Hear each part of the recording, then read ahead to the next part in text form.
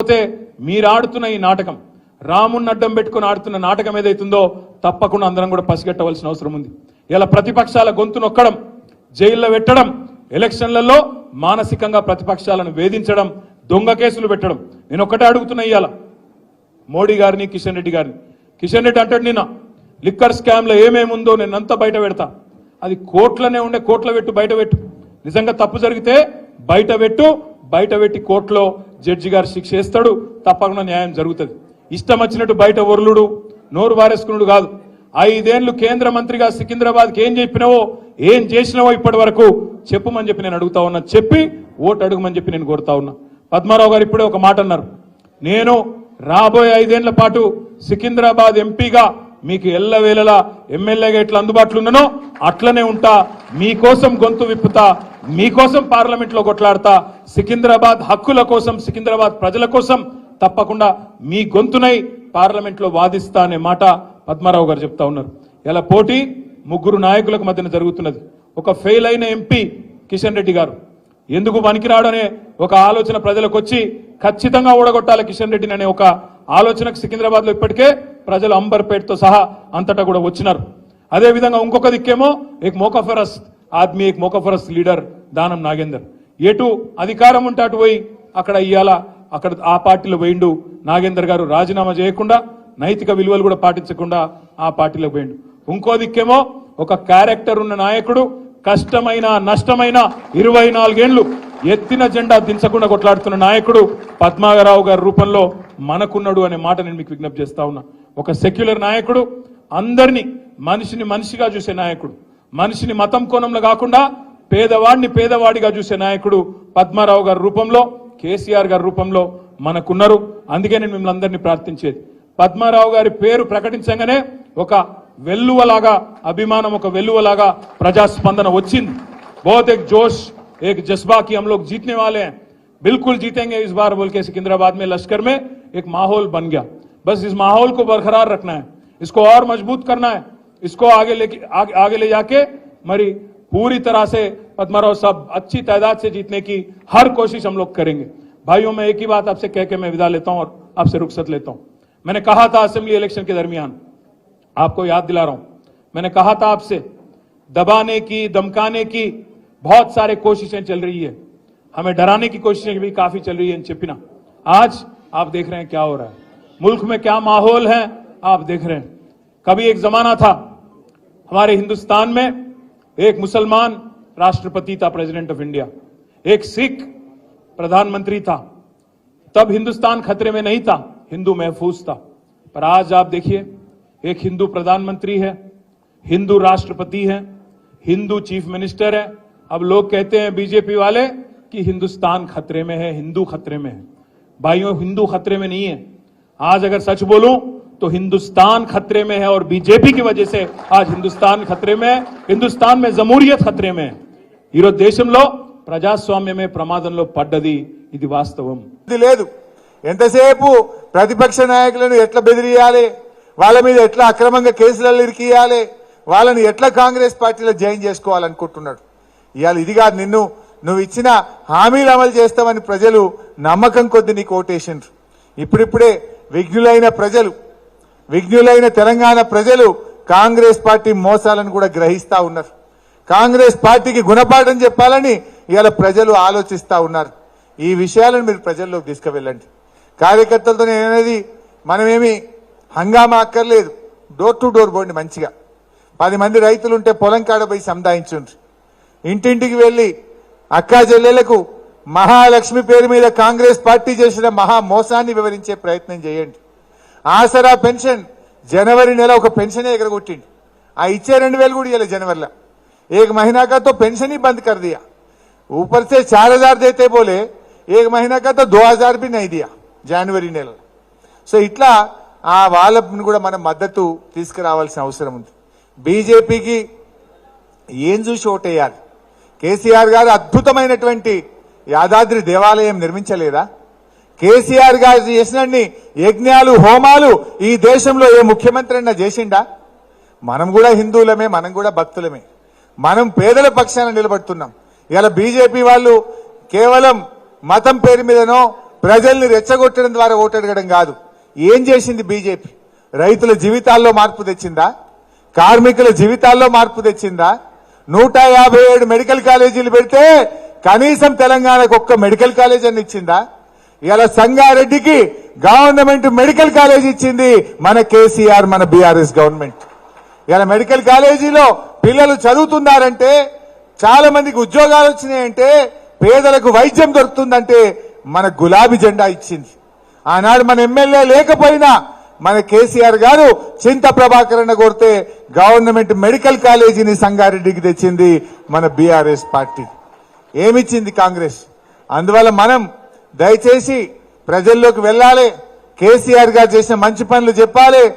ఈ ఎన్నికల్లో కాంగ్రెస్ పార్టీకి గుణపాఠం చెప్తేనే వాళ్ళ మెడలు వంచి ఈ 6 గ్యారెంటీలు అమలు చేయిస్తామని చెప్పి ప్రజలకు చెప్పాలి. స్కామ్కు సంబంధించి కూడా కేసీఆర్ కుటుంబము, బీజేపీ ప్రభుత్వం నిరంతర ధారావాహికంగా టీవీలలో ఒక సీరియల్ను తలపించే విధంగా నాటకాలకు, డ్రామాలకు తెరలేపినరు. ఇన్ని సంవత్సరాల నుంచి కొనసాగుతున్న ఈ డ్రామా నిన్న అరెస్టు డ్రామాతో పతాక స్థాయికి వచ్చింది. అసలు ఇన్ని రోజుల నుంచి ఇంతమందిని అరెస్టు చేసి ఇప్పటి వరకు అరెస్టు చేయకపోవడము.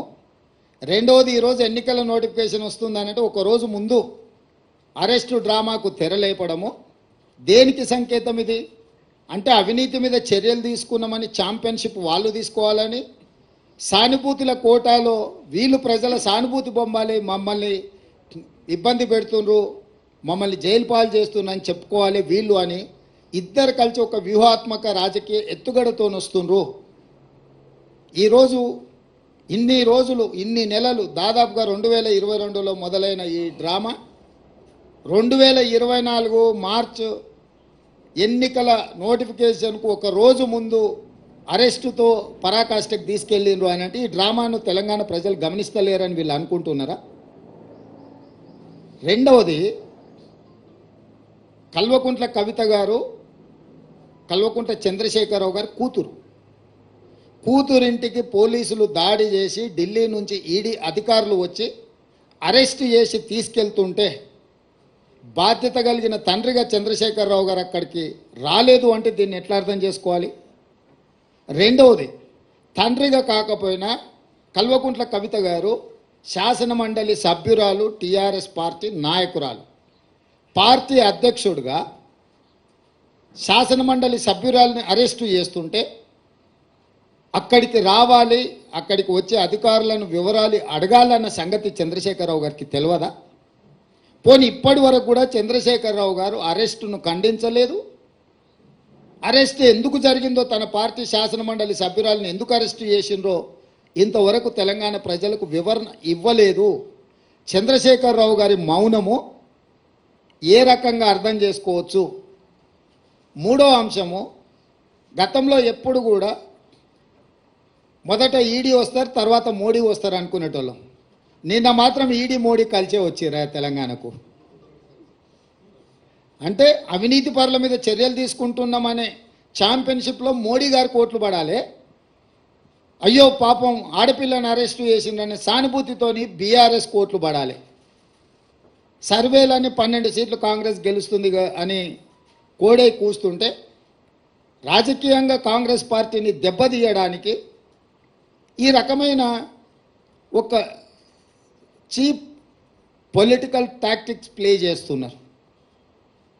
కాబట్టి ఇప్పటికైనా మోడీ గారు, కేసీఆర్ గారు ఈ డ్రామాలు కట్టిపెట్టి 10 సంవత్సరాలు మోడీ గారు తెలంగాణ ప్రజలకు ఏం చేసిండో, పేదలకు ఇండ్లు ఇచ్చిండా, రైతుల ఆదాయం రెండింతలు చేసిండా, ప్రతి సంవత్సరం 2 కోట్ల ఉద్యోగాలు ఇస్తా అన్నాడు, ఇప్పటికీ 20 కోట్ల ఉద్యోగాలు ఇవ్వాలి, తెలంగాణలో ఎన్ని ఉద్యోగాలు ఇచ్చిండో, స్విస్ బ్యాంకులో ఉన్న లక్షల కోట్ల రూపాయల నల్లధనాన్ని తెచ్చి ప్రతి పేదవాడి ఖాతాలో 15 లక్షలు వేస్తా అన్నాడు. ఆ 15 లక్షల రూపాయలు ఎంతమంది ఖాతాలో వేసిండు? మనకు ఇస్తా అన్న పునర్విభజన చట్టంలో బయ్యారం ఉక్కు కర్మాగారం ఎందుకు ఇవ్వలేదు? కాజీపేట రైల్వే కోచ్ ఫ్యాక్టరీ ఎందుకు ఇవ్వలేదు? ఐఐఎం ఎందుకు ఇవ్వలేదు? ఎన్టీపీసీలో ఇంకా 2400 మెగావాట్ల విద్యుత్తు ప్రాజెక్టులను ఎందుకు నిర్మించలేదు? గిరిజన యూనివర్సిటీ 9 సంవత్సరాలు ఆపేసి ఇప్పుడు ప్రారంభించడానికి కారణం ఏంది? మెట్రో విస్తరణకు అనుమతి ఎందుకు ఇవ్వలేదు? ఇట్లాంటి చాలా విషయాలలో బీజేపీకి సమాధానం చెప్పడానికి ఏమీ లేదు. కాబట్టి ఈరోజు ఈ అరెస్టులు, ఈ అవినీతికి వ్యతిరేకంగా మేము ఏదో చర్యలు తీసుకుంటున్నాం అన్నట్టుగా నాటకాలు ఆడుతున్నారు. ఈ నాటకాన్ని ప్రజలు గమనించాలి. మొన్న జరిగిన ఎన్నికల్లో మేము ఇచ్చిన మాట ప్రకారం ప్రజలకు అన్ని రకాలుగా సహాయంగా నిలబడి ఒక విశ్వాసాన్ని కల్పించి స్వేచ్ఛాపూరితమైన వాతావరణంలో పరిపాలన అందిస్తున్నాము. రాబోయే పార్లమెంట్ ఎన్నికల్లో కాంగ్రెస్ను దొంగ దెబ్బ తీయడానికి వీళ్ళిద్దరు కలిసి ఆడుతున్న నాటకము. ఒకవేళ ఇది నాటకం కాకపోయిన ఉంటే చంద్రశేఖరరావు గారు ఎందుకు ఇంతవరకు స్పందించలేదు? కూతురును అరెస్టు చేస్తే తండ్రిగానైనా స్పందించాలి. ఒకవేళ అలా స్పందించినప్పుడు శాసనమండలి సభ్యురాలను, పార్టీ సభ్యురాలని అరెస్టు చేస్తే పార్టీ అధ్యక్షుడిగైనా స్పందించాలి. రెండు విషయాలలో వారు స్పందించలేదు, పత్రికా ప్రకటన విడుదల కూడా చెయ్యలేదు అని అంటే, నిన్న మోడీ గారు వచ్చిన వారు కూడా ఈ విషయాన్ని ఎక్కడ ప్రస్తావించలేదు. తెలంగాణ రాష్ట్ర పర్యటనలో మోడీ గారు ఉన్నప్పుడే నిన్న మధ్యాహ్నం 1:20 ఈడీ అధికారులు వచ్చారు. 5:20 కవిత గారిని అరెస్టు చేశారు. 7 గంటల తర్వాత ఢిల్లీకి తీసుకెళ్ళినట్టున్నారు. అంటే పూర్తి సమాచారం మోడీ గారికి ఉన్నది కదా. ప్రధానమంత్రిగా వారి పర్యటన ఉన్నప్పుడు ఈడీ అధికారులు, ఇన్కమ్ ట్యాక్స్ అధికారులు ఒక రాజకీయ పరమైన అంశంలో చర్యలు తీసుకుంటున్నట్టే ఎందుకు మోడీ గారు నిన్న తన రోడ్ షోలో ప్రస్తావించలేదు? చంద్రశేఖరరావు గారు మౌనము, మోడీ గారి మౌనం వెనకాల ఉన్న వ్యూహం ఏంది? వీళ్ళు ఎందుకు వ్యూహాత్మకంగా వ్యవహరిస్తున్నారు? అరెస్టు నేను ఖండించలేదు చంద్రశేఖరరావు గారు, అరెస్టును మోడీ సమర్థించలేదు. అంటే దీని వెనకాల కాంగ్రెస్ను దొంగ దెబ్బతీయాలనే ఎత్తుగడ ఉంది. తెలంగాణ సమాజం అంతా దీన్ని గమనించాల్సిందిగా కాంగ్రెస్ పార్టీ విజ్ఞప్తి చేస్తుంది.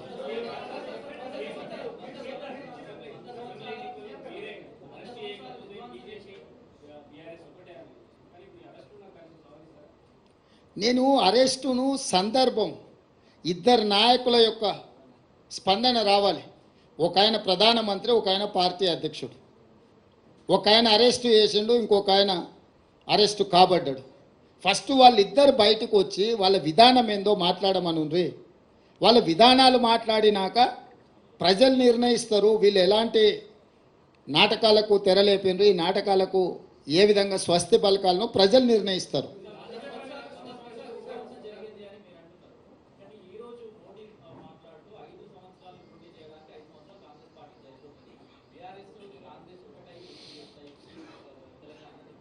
ఇప్పుడు నేనేమంటున్నానంటే 10 సంవత్సరాలు ప్రధానమంత్రిగా ఉన్న మోడీ గారు ఇట్లాంటి చౌకబారు ప్రకటనలు చేయడం వారి స్థాయికి తగదు. వారు 12-13 సంవత్సరాలు ముఖ్యమంత్రిగా ఉన్నారు, 10 సంవత్సరాలు ప్రధానమంత్రిగా ఉన్నారు. నరేంద్ర మోడీ గారు, మోడీ గారి మోడల్ అంటే ప్రజలకు ఏం చేసిండో వివరించి ఈ 10 సంవత్సరాల నా ప్రోగ్రెస్ రిపోర్ట్ ఇది, ఈ ప్రాతిపదికన మాకు ఓట్లు వేయండి అని తెలంగాణను అడగాలి. తెలంగాణ రాష్ట్ర ఏర్పాటుని అవహేళన చేసి కాంగ్రెస్ పార్టీ పార్లమెంటు తలుపులు మూసి నిర్బంధించి తెలంగాణ బిల్లు ఆమోదించి రాష్ట్రాన్ని ఏర్పాటు చేసిండ్రు. తల్లిని చంపి పిల్లను బ్రతికించిండ్రు అని